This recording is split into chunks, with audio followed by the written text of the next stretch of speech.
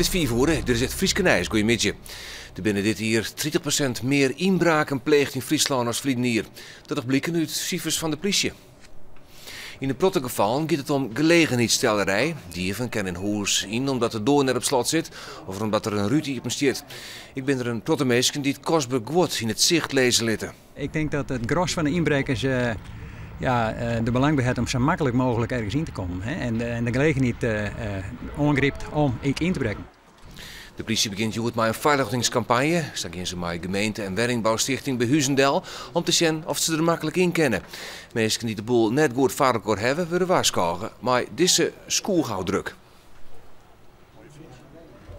Bij een slim ongeluk tussen een trekker en een vrachtwagen is de chauffeur van de trekker van een zwier verwoenen rekken.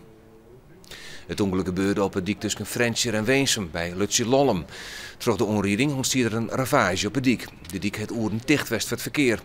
De trekkerchauffeur had de vrachtwagen waarschijnlijk hoe de holle sjoen doet er de dik opdraaide. Hij is naar het UMCG ziekenhuis in Greenstra gebracht. In Friesland binnen dit jaar meer huishoudens uitsletten van stroom en gas als de aanroende jaren. Dat blijkt uit gegevens van Liander, de grootste netbeheerder. Dit jaar binnen goed 400 huishoudens uitsletten. Verleden jaar winnen dat er dik 400. In 2009 gaat het om 370 huishoudens. De aanname komt vooral doordat mensen de energierekken net meer betalen kennen. Dat verneemt ik maatschappelijk werk in Ljouwert.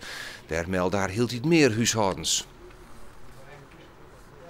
Wat je vaak ziet, dat ze het een beetje op beloop laten en niet zo heel erg bezig zijn met hoe kan ik zorgen dat ik van mijn salaris of bijstand te krijgen eerst die vaste lasten eraf halen. En daar wachten klanten nog wel eens mee. Omdat de recessie onhoudt, verwacht zich Liander en het maatschappelijk werk dat Takkemier op een ei meer huishoudens uitsletten worden. Het kantoor van de Grondmei in Drachten gaat net weer hiepen. In november is in het gebouw asbest voen. De 60 personeelsleden werken zo'n op de kantoren in Assen en in Haren. De Grondmei is nu op zoek naar een nijkantoor in Greens, dat alle noordelijke vestigingen in Geer voegen worden.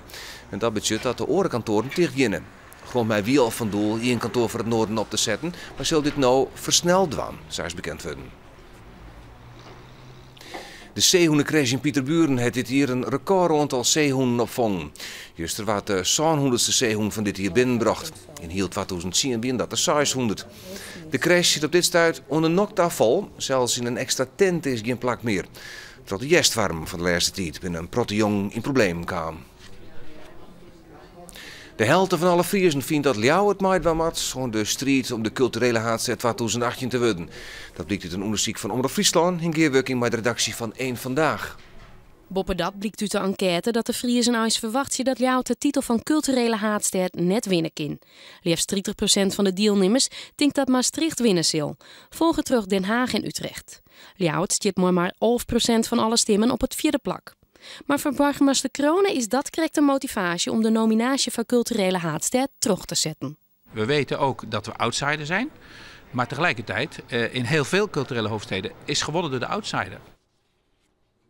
Er komt een speciale verjochting boppen in de tour van het Nije Theater in Snits. Ze kunnen de mensen in de wiedeomjouwing aan zien wat er die jongens in het theater te doen is.